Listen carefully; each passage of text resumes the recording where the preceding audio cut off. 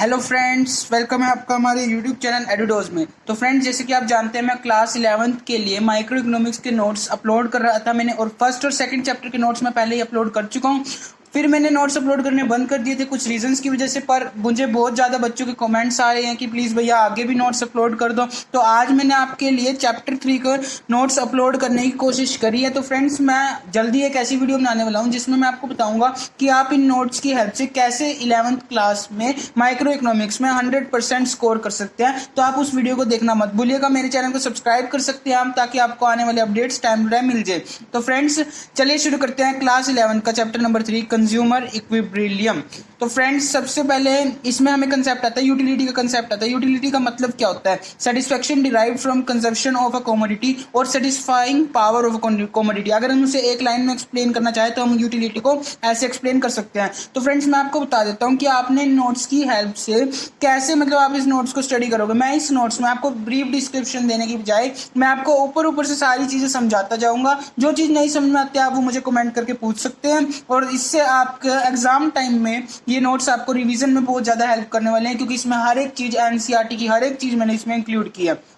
अब उसके बाद बात आती है, हमारे पास दो इकोनॉमिस्ट के नाम आते हैं। सबसे पहले आता है मार्शल, और उसके बाद हिक्स का नाम आता है। मार्शल ने हमें बताया कि हम यूटिलिटी को कार्डिनल नंबर्स में रिप्रेजेंट कर सकते हैं, जैसे 1 यूटिलिटी, 2 यूटिलिटी, 3 यूटिलिटी और 4 यूटिलिटी। इसकी यूनिट्स मैं आपको यहीं पे बता देता हूँ। इसकी यूनिट्स होती है यूटिल्स, UTILS। यूटिल्स में हम इसको मेजर करते हैं। तो मार्शल के अकॉर्डिंग 1 यूटिल, 2 यूटिल ऐसे हम इसे मेजर कर सकते थे, जबकि हिक्स के अकॉर्डिंग हम इसे कार्डिनल नंबर में रिप्रेजेंट नहीं कर सकते, हम सिर्फ इसे ऑर्डिनल नंबर में रिप्रेजेंट कर सकते हैं। ऑर्डिनल नंबर में कैसे? कि हम बता सकते हैं कि इस चीज की कंजप्शन से मुझे ज्यादा यूटिलिटी मिली है और इस चीज की कंजप्शन से मुझे कम यूटिलिटी मिली है। टोटल यूटिलिटी की डेफिनेशन फ्रेंड्स मैं आपके लिए लेके आया हूं। Sum total of utility deprived from the consumption of all units of the community. एक कम्युनिटी आपके पास अवेलेबल थी, उसकी बहुत सारे आप पे यूनिट्स अवेलेबल थी, उन सब का कंजप्शन करने से जो आपको टोटल यूटिलिटी मिली है, टोटल सेटिस्फेक्शन आपकी जितनी हुई है, उसे हम कहेंगे टोटल यूटिलिटी। इसके बाद हमारे पास आता है मार्जिनल यूटिलिटी।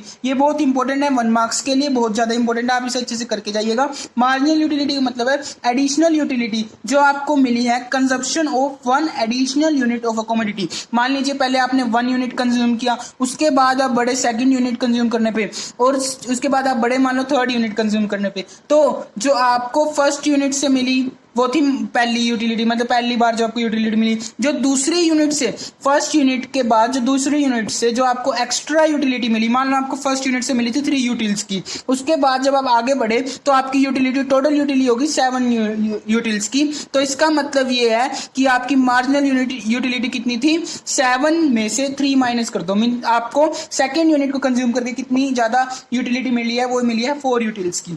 तो आई होप ये समझ गए होगे। देखो, मैंने आपके लिए इसका फॉर्मूला भी लिख दिया है कि marginal utility of nth number means कौन से नंबर की कमोडिटी आप कंज्यूम करने जा रहे हो, वो nth नंबर की कमोडिटी मैंने यहाँ पे लिख दिया है। उसके बाद मैंने लिख दिया है कि total utility of nth number जिस नंबर पे करे, और उससे एक पिछले की टोटल यूटिलिटी को अगर आप माइनस कर देते हो तो आपके पास मार्जिनल यूटिलिटी आ जाएगी जिस चीज का आप वो कंजम्पशन कर रहे थे, मीन्स जिससे एडिशनल यूनिट पे आप बढ़े थे। होपफुली आप समझ गए होंगे। फ्रेंड्स, ये ग्राफ बहुत इंपॉर्टेंट है। मैं आपको एक टिप देता हूँ यहाँ पे कि जब भी आप इकोनॉमिक्स के लिए पेपर में अटेम्प्ट करने जाए, चाहे 2 नंबर का क्वेश्चन है चाहे 1 नंबर का क्वेश्चन क्यों ना हो, ग्राफ जरूर बना के आना। जिस चीज का आपको ग्राफ पता है आप मुझे थैंक यू कहोगे बाद में, क्योंकि जब आपके इतने अच्छे नंबर आएंगे अगर आप मोस्ट ऑफ द क्वेश्चंस में ग्राफ बना के आए हो। इकोनॉमिक्स में मेन खेल ही ग्राफ का है, तो इसलिए मैंने आपको बता दिया कि टीयू या एमयू से रिलेटेड कोई भी क्वेश्चन आता है तो उसमें ग्राफ जरूर बना के आना, जो है टोटल यूटिलिटी ऑफ एक्स और मार्जिनल यूटिलिटी ऑफ एक्स, इनका ये रिलेशन है, और कंजप्शन गुड का।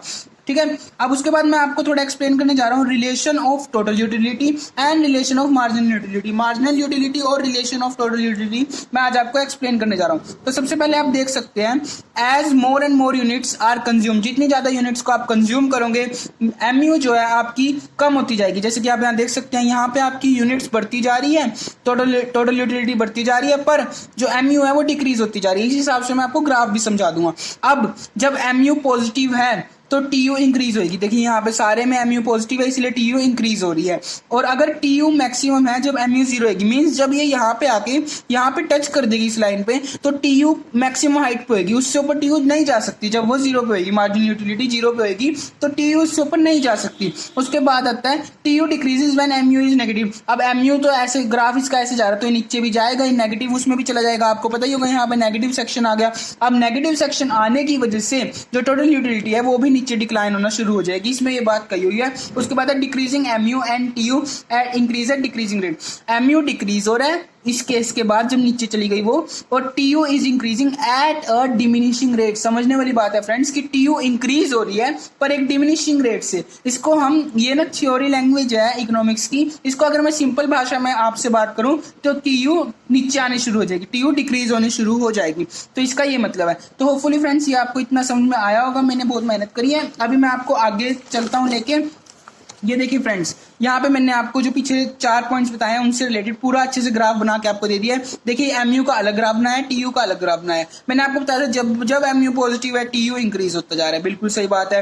मैंने कहा जब एमयू नेगेटिव जीरो पे आ गई तब टीयू मैक्सिमम हाइट पे, इससे ऊपर टीयू जा ही नहीं सकता। आपने कहा ठीक है भाई ये तो बिल्कुल सही बात है। उसके बाद मैंने कहा कि नेगेटिव आ गया एमयू तो टीयू भी देखो डिक्रीज होना शुरू हो गया, और एक टाइम ऐसा आएगा ये भी जीरो हो जाएगा। और जब एम यू जीरो होता है इसका मतलब है भाई जितना तुमने कंज्यूम करना था, जितना तुमने खाना था तुम खा चुके हो, उससे आगे तुम नहीं खाना चाहते फिर भी तुम खाए जा रहे हो।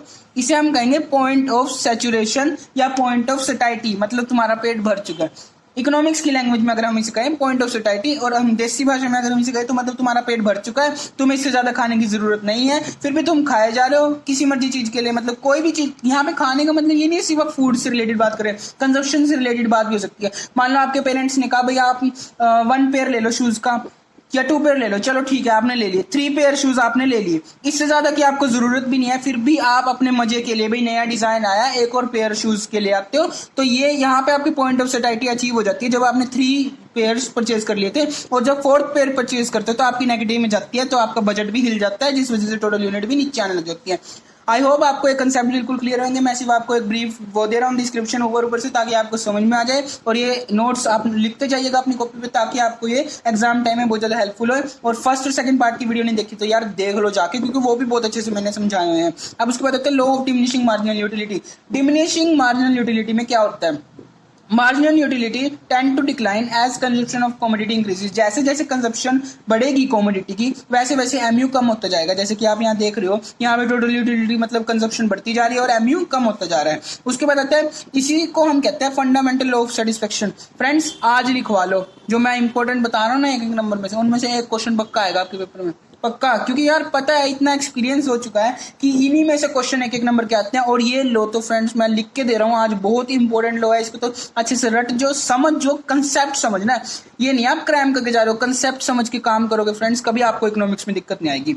उसके बाद आते हैं फंडामेंटल साइकोलॉजिकल लो। साइकोलॉजिकल लो भी हम इसे कह देते हैं फंडामेंटल की। इसकी 2 असम्पशन होती है कि only standard units are consumed. मतलब अगर मैं आपको कह रहा हूँ ना आपने एक चाय का गिलास पिया, इसका मतलब ये आपने एक कप चाय पिया, ऐसा नहीं है एक स्पून में चाय लेके आप पीने लग रहे हो। Only standard units are consume. Standard units में आपने कंजप्शन की है कि मतलब एक कप चाय का पिया है, या आपने बहुत बड़ा वो कोई बर्तन में चाय नहीं पी ली, या आपने सिर्फ एक स्पून में चाय नहीं पी ली। अब उसके बाद कंजप्शन इज कॉन्टिन्यूस। कंजप्शन उसी टाइम खड़े पैर कॉन्टिन्यूस होनी चाहिए। ऐसा नहीं है कि आपने एक कप चाय शाम को पी, एक सुबह पी रहे हो, अगले दिन एक अगले दिन रात को पी रहे हो, तो वो उसमें ये लोग फुलफिल नहीं होएगा। आप खुद सोच के देखो कि मैं आपको एक बार थोड़ा सा एक्सप्लेन ही कर देता हूँ इसमें, कि मान लो आपने पहला कप चाय पी तो आपकी यूटिलिटी बढ़ी, भाई मजा आया, 2 कप और पी ली, चलो मजा आया, उसमें मार्जिनल यूटिलिटी तो कम हो ही रही है। एक टाइम ऐसा आया बस आपका मन नहीं है और चाय पीने का, फिर भी आप पिए जा रहे हो, पता नहीं क्यों, शायद एक्स्ट्रा बन गई होगी आपके घर में चाय इसीलिए पिए जा रहे हो सकता है कुछ भी, मानने को क्या है। तो आप मान के चलो कि आपकी यहाँ पे पॉइंट ऑफ सैटिस्फैक्शन अचीव हो चुका है, फिर भी आप पिए जा रहे हो, तो आपकी टोटल यूटिलिटी गिरेगी ही, और आपको इससे हेल्थ प्रॉब्लम भी हो सकते हैं, क्योंकि इतना मत कंज्यूम करो जितना नहीं करना। और भी लोग हैं इकोनॉमिक में, उनके लिए भी छोड़ दो, ये सब आप 12th में पढ़ने ही वाले हो। तो इसके बाद हमारे पास बात होती है कंज्यूमर इक्विब्रिलियम।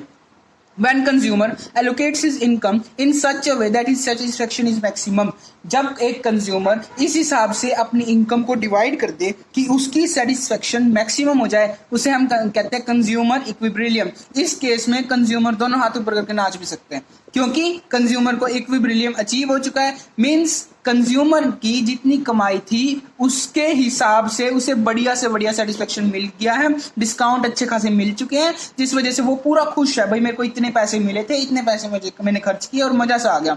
मान लो आपको पेरेंट्स कुछ पॉकेट मनी देते हैं, एक हफ्ते में आपने उस पॉकेट मनी को वेस्ट कर दिया, अच्छे से स्पेंड नहीं कर पाया, आप उस हफ्ते दुखी दुखी से रहे, भाई आज तो गलत किया, मैंने पॉकेट मनी गलत जगह स्पेंड कर दी। पर एक दिन आपने देखा कि मुझे पॉकेट मनी मिली, उसको मैंने ऐसे यूज किया कि आप सारा दिन चलते फिर रहे हो, वाह भाई वाह, इस बार तो पॉकेट मनी जो मैंने यूज करी है मजा आ गया मुझे।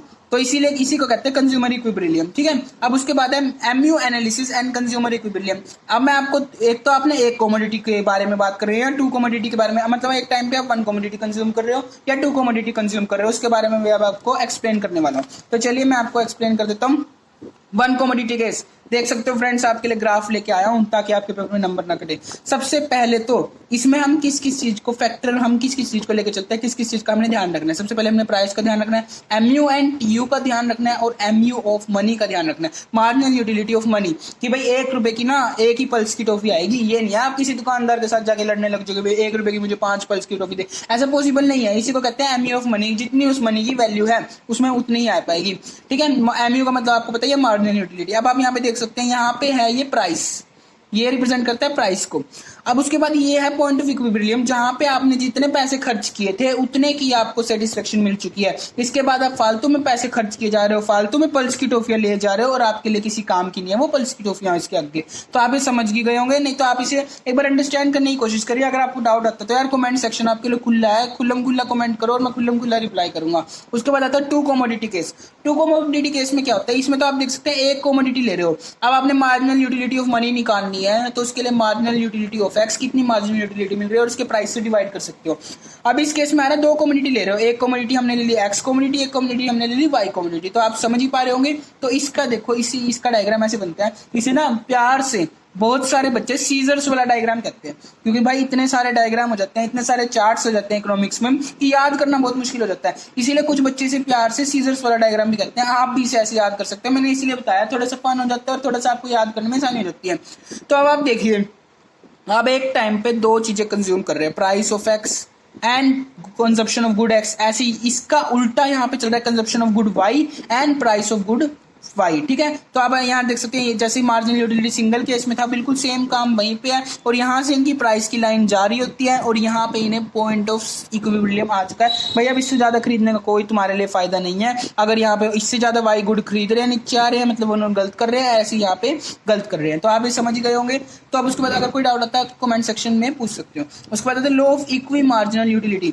Consumer strikes his equilibrium when his last rupee gives him equal satisfaction when he spend on good X और गुड वाई। इसका मतलब क्या है, ये बहुत ही रेयर केसेस में होता है। समझिए जरा कंसेप्ट को कि कंज्यूमर को इक्वी मार्जिनल यूटिलिटी कब मिलती है, जब वो 1 रुपए खर्च, जब उन्हें पहला रुपए खर्च किया ना, तब उसको जितनी अच्छी सेटिस्फेक्शन मिली उतने ही उस पर लास्ट रुपीज खर्च करने में। मान लो आपकी मम्मी ने आपको 50 रुपए दिए, अब 1 रुपए खर्च करने पे आपको जितनी खुशी मिली, भाई 1 रुपए में आपने कुछ बढ़िया से ले लिया, आपको मजा आ गया खा के, मजा आ गया बिल्कुल आपको खा के। वही अगर 50 रुपए, 50वां रुपए आपने लास्ट जो आप पे 1 रुपए बचा था उसको खर्च करके उतने ही मजा आया ना, तो उसे कहते हैं law of equi marginal utility. अब आपको बताइए कितने केसेस में हो सकता है, कितने केसेस में नहीं हो सकता। आप कितनी बार अच्छी 1 रुपए की चीज खा के, मान लो कोई भी आपने बढ़िया सी चीज खाई, आपको मजा आया, पर हो सकता है आपने 50 रुपए की कोई ऐसी चीज खा ली, यार मजा सा नहीं आया, गलत खा ली मैंने, पैसे वेस्ट हो गए, तो उस केस में इक्वी मार्जिनल यूटिलिटी अचीव नहीं हुई। जबकि दूसरे केस में हमें इक्वी मार्जिनल यूटिलिटी अचीव हुई है।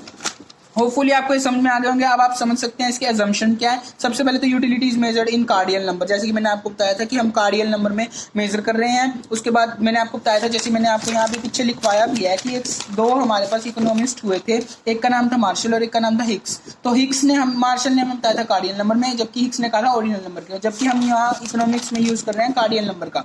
समझ गए, तो हम किसका यूज कर रहे हैं, कार्डियल नंबर्स का। अब उसके बाद आता है marginal utility of money is constant. ऐसा ही है कि पल्स की टॉफी 1 रुपए की आती है तो 1 रुपए की मिल रही है, ठीक है ना।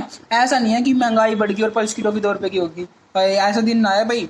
तो पल्स की टॉफी 1 रुपए की है तो 1 रुपए की मिल रही है। अब तुम कमेंट सेक्शन में ये ना कहने लग जाना this person is very obsessed with the Pulse toffee, ऐसा कुछ नहीं है, वो सिर्फ मैं तुम्हें एग्जांपल देने के लिए कर रहा हूँ। उसके बाद आता है द लॉ ऑफ डायमंड, ये क्या लिख दिया भाई मैंने, diminishing marginal utility holds good मतलब law of diminishing marginal utility holds goods का यहाँ पे मतलब है कि जो डिमिनिशिंग मार्जिनल यूटिलिटी का लॉ मैंने तुम्हें पीछे पढ़ाया है वो अच्छे से यहाँ पे काम हो रहा है, मतलब उसका यूज हो रहा है कि जैसे जैसे आप ज्यादा ज्यादा गुड्स कंज्यूम कर रहे हो एक पॉइंट ऐसा आएगा जब आप बस इससे ज्यादा गुड्स मत कंज्यूम करो, अगर उससे ज्यादा कंज्यूम करोगे तो आपकी टोटल यूटिलिटी नीचे जाने लगेगी। उसके बाद रैशनल कंज्यूमर है, एक रैशनल कंज्यूमर है, कोई वो अमीर कंज्यूमर नहीं है बहुत ज्यादा, कोई गरीब कंज्यूमर नहीं है, एक रैशनल सा कंज्यूमर है, बेचारा काम कर रहा है, पैसे कमा रहा है, अपना गुजारा कर रहे हैं। तो उसके बाद आपको समझ में आ गया होगा मैंने क्या क्या बताया, एक बार मैं आपको फास्ट इसका रिव्यू दे देता हूँ फटाफट। तो देखो सबसे पहले यूटिलिटी के बारे में मैंने दो इकोनॉमिक्स के बारे में बताया, टोटल यूटिलिटी के बारे में पता लग गया, मार्जिनल यूटिलिटी के बारे में पता लग गया, कंजप्शन के बारे में पता लग गया, रिलेशन ये बहुत इंपॉर्टेंट है फ्रेंड्स, 3 मार्क्स में बहुत बार क्वेश्चन आ जाता है और 3 मार्क्स में जब ये आए तो आपको ये वाला ग्राफ 101% बना के आना है, ये ग्राफ याद कर लो, बहुत इंपॉर्टेंट ग्राफ है। उसके बाद मैंने आपको डिमिनिशिंग मार्जिनल यूटिलिटी के बारे में बताया था जो लास्ट की अजम्पशन भी थी, कंज्यूमर इक्विलिब्रियम के बारे में मैंने आपको बताया। उसके बाद मैंने आपको बता दिया 1 कमोडिटी केस, 2 कमोडिटी केस के बारे में, लॉ ऑफ मार्जिनल यूटिलिटी के बारे में। मैं अज्यूम करता हूँ कि आपने ये सब लिखा होगा और क्योंकि ये आपके बहुत काम आने वाला है फ्रेंड। देखो आप मेरी भी बहुत मेहनत लगती है एक वीडियो को बनाने में, आपको हर एक चीज़ एक्सप्लेन कर रहा हूँ, अगर मुझसे कोई गलती हो यार माफ़ कर देना और वीडियो को लाइक करे भी ना मत जाना क्योंकि इससे मुझे भी बहुत ज़्यादा मोटिवेशन मिलती है और अपने प्यारे प्यारे कमेंट्स मुझे छोड़ के जाना। कोई दिक्कत है भाई तुम्हारा भाई खड़ा है तुम मुझे बता सकते हो, कमेंट करके पूछो, कोई दिक्कत नहीं है, मैं तुम्हारे हर एक कमेंट का आंसर जरूर दूंगा। और अगर किसी टाइम कमेंट का रश हो जाता है तो प्लीज़ थोड़ा सा वेट कर लेना, पर मैं कमेंट का आंसर आपका जरूर दूंगा। तो फ्रेंड्स आज की वीडियो में इतना ही, मैंने इसकी प्लेलिस्ट बना दिया, प्लेलिस्ट में हर एक चैप्टर की देख सकते हो, फर्स्ट सेकंड चैप्टर में डाल चुका हूँ, थर्ड चैप्टर आज डाल दिया, फोर्थ चैप्टर आगे डालता जाऊंगा। Thank you very much friends, आप बहुत अच्छी होगी, आपने वीडियो लास्ट तक देखी, थैंक यू वेरी मच।